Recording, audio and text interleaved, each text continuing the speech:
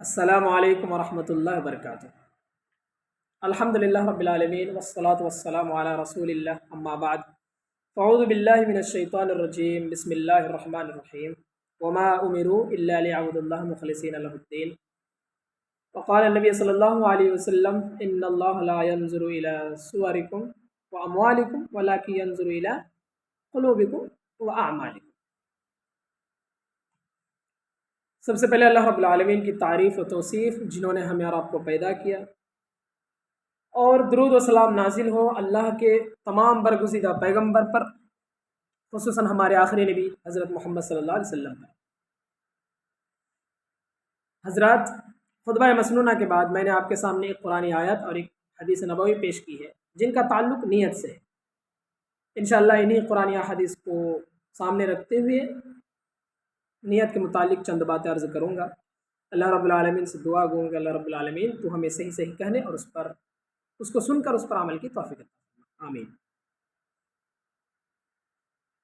سامعین حضرات، نیت ایک ایسی چیز ہے جس کا ہر اعمال کے ساتھ ہونا ضروری ہے، اور ہمارے نیت کے اوپر ہی ڈیپینڈ کرتا ہے کہ وہ عمل کیسا ہے، کس لیے ہے، پھر اس کے مطابق ہی ہمیں اس کا اجر ملتا ہے۔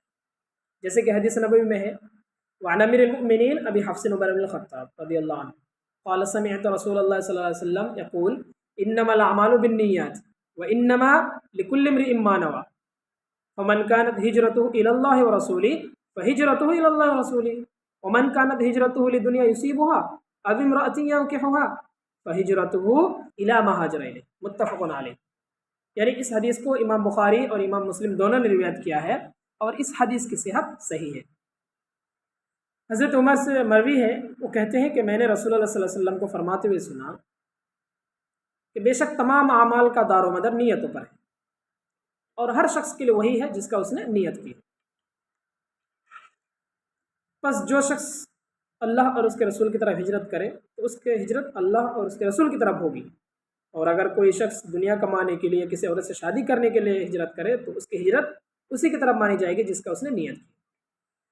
یعنی اگر کوئی شخص اللہ اور اس کے رسول کے لیے ہجرت کرے تو پھر اس کی ہجرت اللہ اور اس کے رسول کے لیے مانی جائے گی، لیکن اگر کوئی شخص دنیا کمانے کے لیے، اپنے فائدے کے لیے، اپنے مطلب کے لیے، لوگوں کو دکھانے کے لیے ہجرت کرے، یا پھر کوئی عورت سے شادی کرنے کے لیے ہجرت کرے تو پھر اس کی ہجرت اس کے اسی مطلب کے لیے ہوگی، اللہ اور اس کے رسول کے لیے مانی نہیں جائے گی۔ اس حدیث کی بنیاد پر علماء کا اتفاق ہے کہ ہر اعمال کے ساتھ نیت کا ہونا ضروری ہے، اور پھر نیت کے مطابق ہی ہمیں اس کا اجر ملتا ہے۔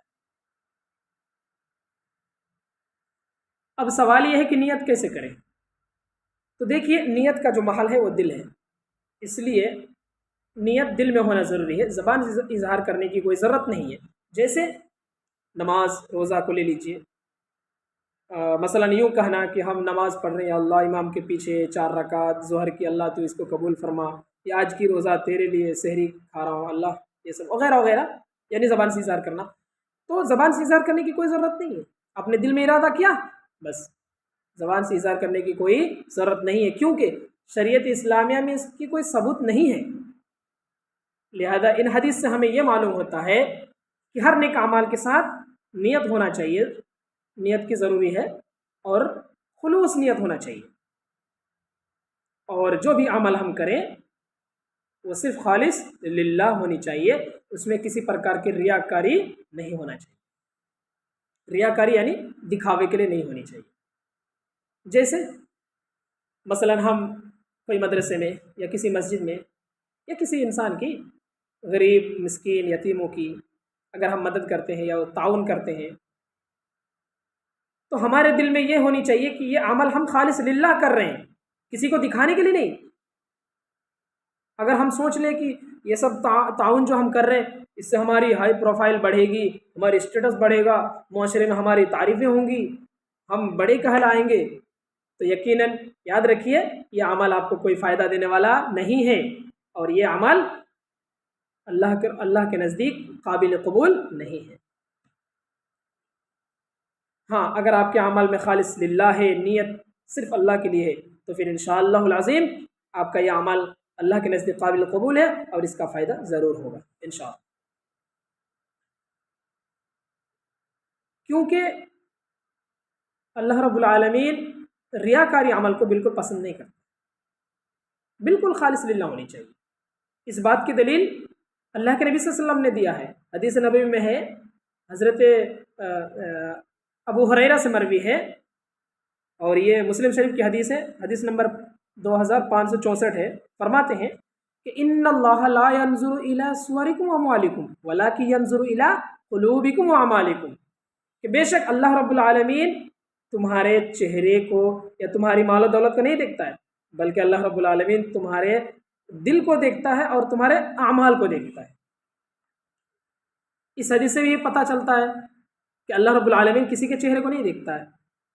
ये नहीं देखता है कि ये काला है, गोरा है या हैंडसम है या फिर इसके पास कितना दौलत है, ये सब नहीं देखता है। अल्लाह रब्बुल आलमीन आपके दिल और नीयत को देखता है कि आप किस नीयत से अमल कर रहे हैं। अब कुरान से ले लीजिए, अल्लाह रब्बुल आलमीन कुरान में भी अपने नक्शा खींचा है। फरमाते हैं, सूरह बय्यिना की आयत है, यानी वो लम यकुनिल लज़ीना वाली सूरह 5 नंबर आयत में देखिए कि वमा उमिरू इल्ला लियअबुदुल्लाह मुखलिसीना लहुद्दीन, और उन लोगों को हुक्म दिया गया कि तुम अल्लाह की इबादत बिल्कुल खालिस दिल से करो। सूरतुल हज में भी एक आयत है, आयत नंबर 37, लन यनालल्लाह लुहुमुहा वला दिमाउहा वलाकिन यनालुहु तक़वा मिनकुम, कि अल्लाह रब्बुल आलमीन के पास कुर्बानी के गोश्त या फिर खून नहीं पहुंचता है, अगर पहुंचता है तो तुम्हारे दिलों की तक़वा। बहुत सारी आयतें हैं कुरान या हदीस में हैं नियत के सिलसिले में। तो इन अहादीस और इन कुरानी आयतों से साफ साफ ज़ाहिर होता है कि हमारा हर एक अमाल, हमारा कोई सा भी अमाल हो, नेक अमाल सिर्फ खालिस लिल्लाह होनी चाहिए, उसमें रियाकारी के लिए बिल्कुल भी जगह नहीं होनी चाहिए। तो इंशाअल्लाह हमारा वो अमल काबिल कबूल। लिहाजा हमें चाहिए कि हमारा हर अमाल बिल्कुल खालिस लिल्लाह हो, और अल्लाह रब्बुल आलमीन से हम दुआ भी करते हैं कि अल्लाह रब्बुल आलमीन तू हमें हर एक अमाल खालिस दिल और सिर्फ तेरे लिए खालिस लिल्लाह करने की तौफीक अता फरमा, और या अल्लाह तू हमारी हर एक अमाल को कबूल फरमा। या अल्लाह हमने अब तक जो भी अमल किया अल्लाह तो उसको कबूल फरमा। यहीं से मैं अपनी बातों को ख़त्म करता हूँ। आखिर में अल्लाह से दुआ है कि अल्लाह रब्बुल आलमीन हमें हर एक अमाल तेरे लिए और बिल्कुल खालिस नियत से करने की तौफीक अता फरमा। आमीन सुम्मा आमीन। व आखिर दावाना अनिल हम्दुलिल्लाहि रब्बिल आलमीन। वस्सलामु अलैकुम व रहमतुल्लाहि व बरकातुहू।